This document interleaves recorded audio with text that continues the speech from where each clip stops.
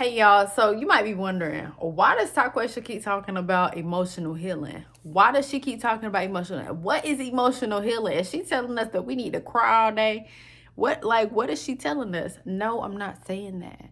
I'm not saying that. And in this video, I'm going to address what does emotional healing looks like.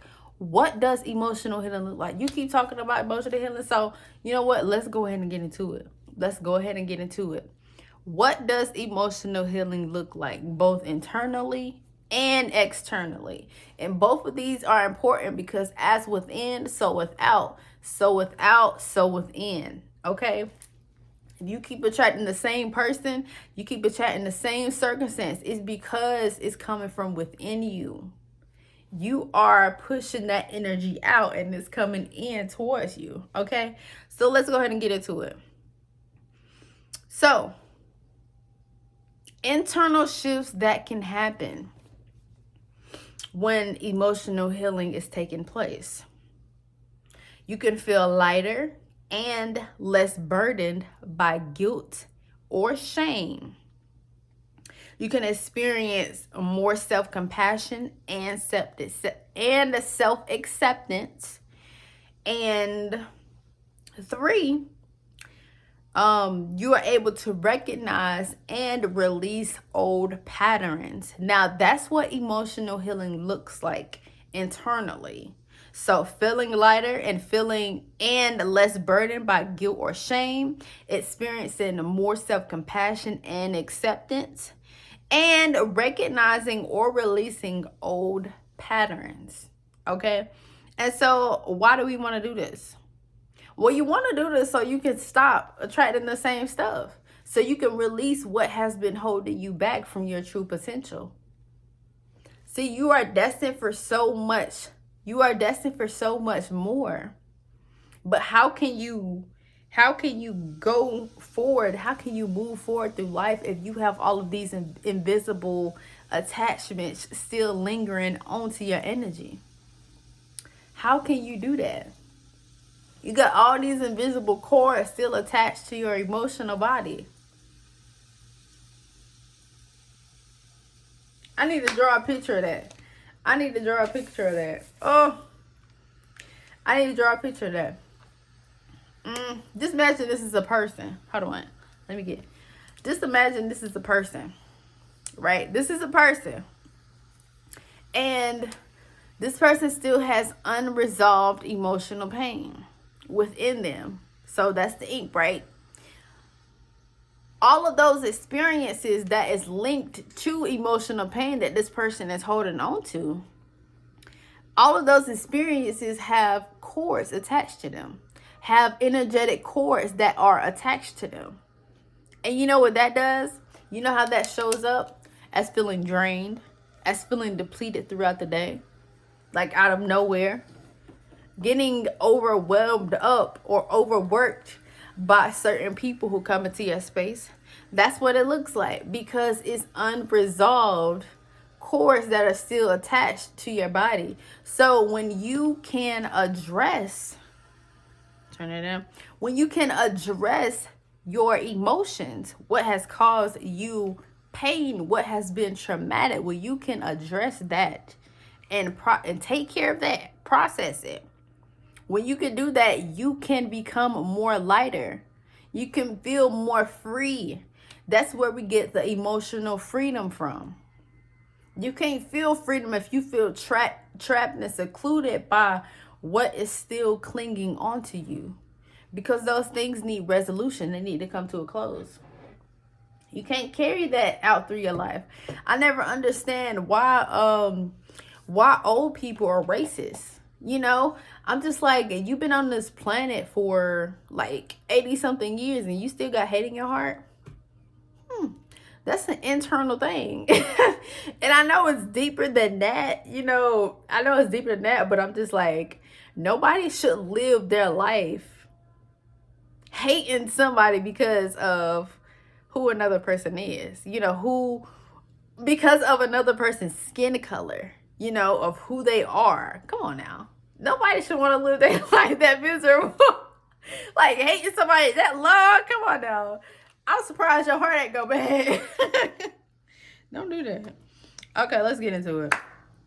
So, what does emotional healing looks like externally? How does this begin to reflect on the outside when you have emotionally healed? So, external shifts that begin to happen are relationships begin to improve because of healthier communication. Career success due to increased confidence and focus. Greater alignment with one's goals, values, and desires.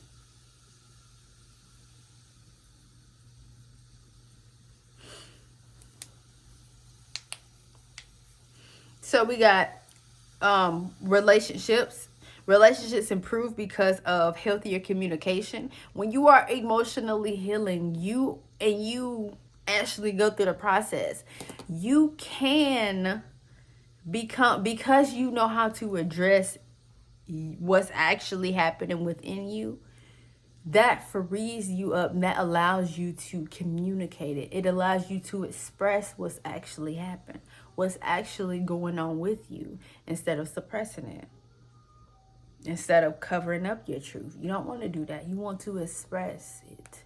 You want to let it out. You want to let it out. You want to let it out. Okay. Because when you are able to communicate how you feel and what actually is going on with you, then you can be able to communicate with other people as to what is happening. It doesn't have to, as to what is, how you feel, how you're able to communicate. And one thing I'm thinking of right now is, a few years ago, I had this one friend, and I made a post about this on LinkedIn.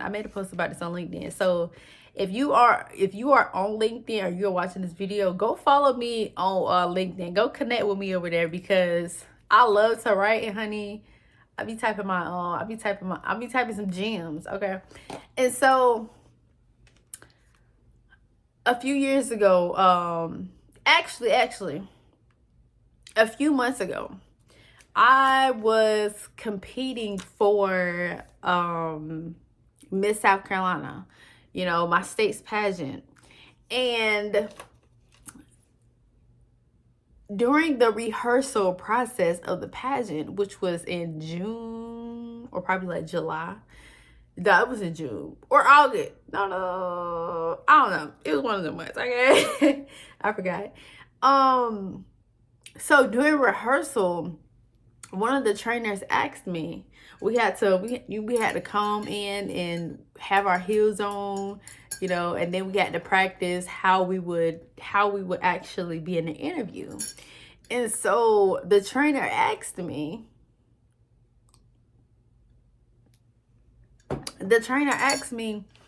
what does a friend look like to you? The trainer asked me, what does a friend look like to me? And at first, I'm just like, hold on, is the universe testing me right now? Because my mind immediately went to a friend that I once had. He passed away. And that was, whew. Let me see. Yeah, so this is the post. It says, what does it mean to be a friend?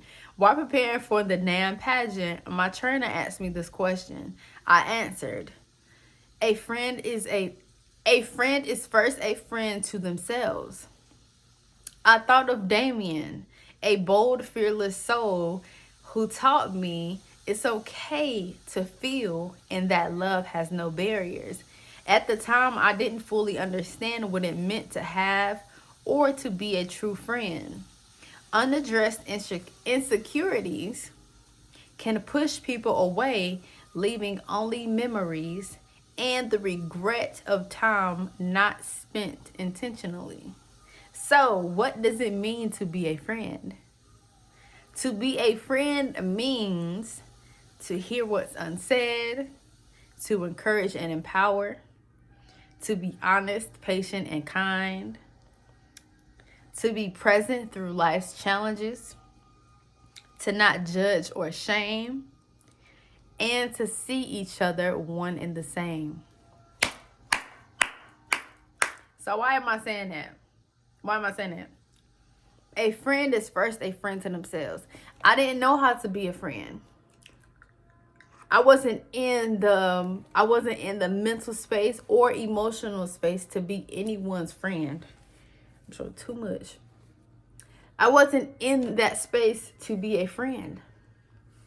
Because there was many things that I have experienced in my life that were still weighing me down. Like, I was bullied when I was a child. I was bullied. I thought I had friends that would come around, but the only reason why they came around because I had a whole bunch of electronics. I had a whole bunch of stuff, like Barbie dolls. We had sleepovers and stuff like that. So they was just there for a good time. They wasn't really there because they were my friends, because their actions didn't show that. And at the time, I didn't realize that. I was naive to it. And so I allowed these people to walk in and out my life, and I just grew up believing that I wasn't good enough to be a friend, and that that feeling of rejectedness, it weighed on me. I never really addressed that. And so, going back to this question, what does it mean to be a friend? A friend is first a friend to themselves. Because how can I give you something if I haven't given it to myself?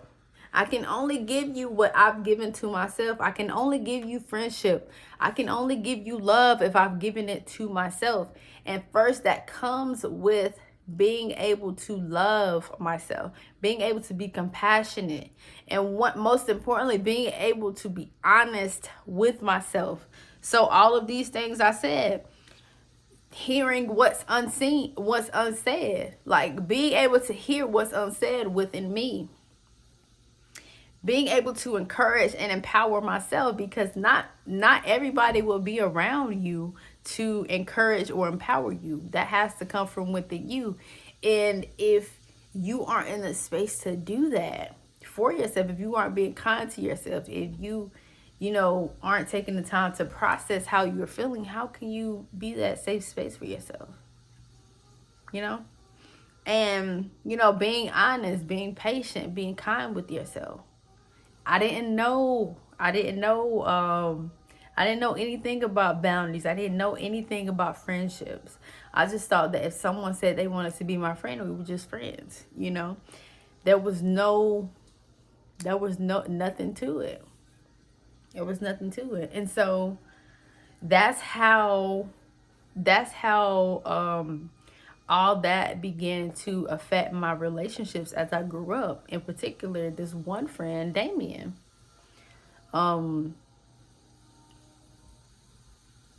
That was one friendship that actually went uncherished because, I had issues that I haven't dealt with. I had things that were happening within me. I had emotions that were going on within me. Hence why I was always triggered around this person. And he didn't mean well. It was just something that I wasn't able to accept at the time. And so when we are not processing what happens, what is going on within us, what has happened, that's how relationships, that's how jobs, if you have a job, that's how relationships become destroyed, because people don't take the time to see why they actually want a relationship in the first place, who they actually are and what they actually want. Is that really something that you want? Do you even want to be in a relationship?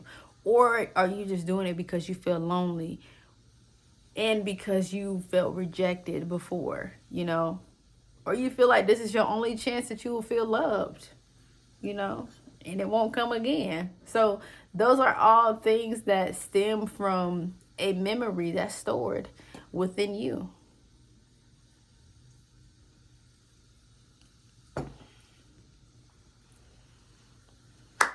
So that was that. That was that. Thank you for tuning in to this video. That was that for that video. My next video, I'm going to talk about how does emotional healing happen. And so stay tuned for that one. If you want to book a one-on-one call with me, you can do that. You could do that. The link is below. And I look forward to seeing y'all in my next video. Peace.